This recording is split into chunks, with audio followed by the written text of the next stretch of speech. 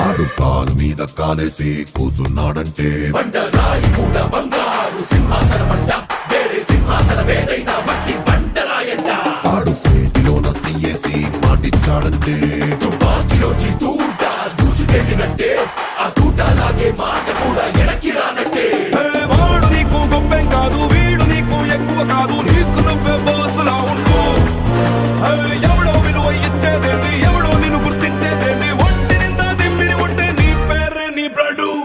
Pushpa Pushpa Pushpa Pushpa Pushpa Pushpa Pushpa Pushpa